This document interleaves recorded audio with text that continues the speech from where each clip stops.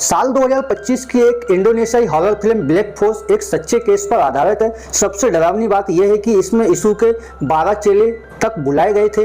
कहानी की शुरुआत में दो लड़कियों से होती है जो आधी रात को अपने पिता की कब्र पर जाती हैं। उनके पास पहले से ही एक डरावनी गुड़िया होती है। जैसे ही उन्होंने कुछ अजीब शब्द बोले, गुड़िया अचानक 180 डिग्री घुमा और सीधा कविता की तरफ देखने लगा। मेरी माँ को उस बुरे आदमी को बचा लो। और फिर तभी कब्रिस्तान का चौकीदार आ गया। डर के मारे दोनों गुड़िया लेकर तुरंत वहां से गाड़ी में बैठकर बातें कर रही थी, लेकिन उन्हें जरा भी पता नहीं चला कि पीछे शीशे में कोई आत्मा झांक रही है। घर पहुंची कविता तो उसे भूतों के भटकने जैसा अनुभव हुआ। माँ सोफे पर सो रही थी, उसने कंबल उड़ाए। जैसे ही ऊपर कमरे में जाने लगी, अचानक से माँ फिर सामने खड़ी दिखी। मैं वापस आ गई। उसे लगा शायद आंखों का धोखा हो गया है और वो कुछ सोचे अपने कमरे में भाग गई। गुड़िया को देखा और अगली सुबह उसने घर के बाहर कूड़ेदान में फेंक दिया। लेकिन जैसे ही वो घर से निकली, वो गुड़िया धीरे धीरे खुद को जिंदा साबित करने लगी। स्कूल पहुंची तो उसकी सहेली नेहा का चेहरा एकदम पीला था। गले में एक काले निशान का दाग भी था।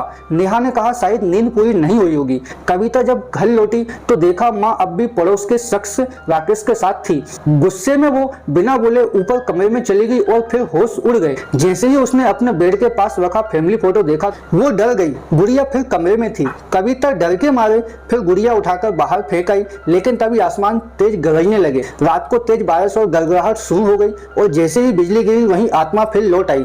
इस बार कविता के कमरे में माँ उसकी चीखें सुनकर दौड़ी। देखा कविता दीवार में कुछ मुंह करके कुछ अजीबोगरीब हरकतें जैसे होश में आई, लेकिन कविता बदल चुकी थी। उसके शरीर पर अचानक से चोटें दिखने लगी थी, आवाजें आने लगी थी, खुद को खत्म कर दो, मर जा। अचानक एक दिन स्कूल में कविता को एहसास हुआ वो आत्मा उसी की एक टीचर है। वो टीचर अब सामने खड़ी थी। वो क्लास में पहुंची, लेकिन नेहा गायब थी। घर पर पता चला नेहा फांसी पर लटकती मिली। स्कूल प्रशासन ने कविता से पूछताछ शुरू की और उसने कब्रिस्तान वाली पूरी बात बता दी। दो टीचर उसे लेकर कब्रिस्तान के लिए निकले, लेकिन रास्ते में कविता की हंसी बदलने लगी। तो कितना बेवकूफ है। और फिर वो अपना सिर गाड़ी के शीशे पर पटकने लगी। टीचर घबरा गए और उसे स्कूल ले आए। वहाँ एक बुजुर्ग पुजारी मिला। वही था जो असली एग्जिशन कर सकता था। उस वक्त वो किसी और बच्चे की आत्मा निकाल रहा था। अब कविता बेकाबू हो चुकी थी। क्लास में खुद को नुकसान पहुंचा रही थी। माँ को बुलाया गया, लेकिन बिना फैमिली की इजाजत एग्जिज्म नहीं हो सकता था। अगले दिन पुजारी उसे घर लाए। अपने सारे औजारों के साथ उसने मंत्र पढ़े, चादर ओढ़ी और आत्मा को निकालने की कोशिश की, लेकिन कुछ नहीं हुआ। फिर उसने तेल निकाला, कविता के सिर पर क्रॉस बनाया। तभी पूरे कमरे की लाइटें झपकने लगी। वो चिल्लाई काफी, मगर पुजारी ने हार नहीं मानी। पवित्र जल से हमला किया। थोड़ी देर को असर हुआ, लेकिन बीच में कविता की माँ अंदर आ गई। अंदर का संतुलन बिगड़ गया। पवित्र जल फिर से उड़ाया गया। तीनों के जोर से आत्मा भाग गई।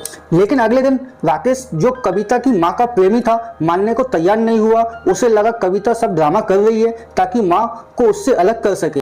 ज्यादा भरोसा करती है। माँ ने साफ चुना। बेटी राकेश गुस्से में बाहर चला गया। माँ बेटी को लेकर कब्रिस्तान गई। पति की कब्र पर फूल चढ़ाए और लौटकर माँ ने राकेश को दी हुई अंगूठी उतार दी, लेकिन किसी को पता नहीं था आत्मा अब भी कविता के अंदर ही थी। उसने रास्ते में फिर से पुजारी को रोका, लेकिन जैसे ही वो घर में घुसा कविता बेहोश हो गई। पुजारी ने उसे गाड़ी में डाला और अस्पताल की तरफ चल पड़ा। रास्ते में आत्मा धीरे धीरे फिर बाहर आने लगी। हे माँ, तू कहाँ है? अब पुजारी को समझाया। कविता ने शरीर में एक नहीं बल्कि कई आत्माएं। कविता ने गलती से राक्षसों के सरदार को बुला लिया था। यीशु के नाम पर वो उसकी माँ को दीवार पर क्रॉस की तरह ठोक देता था।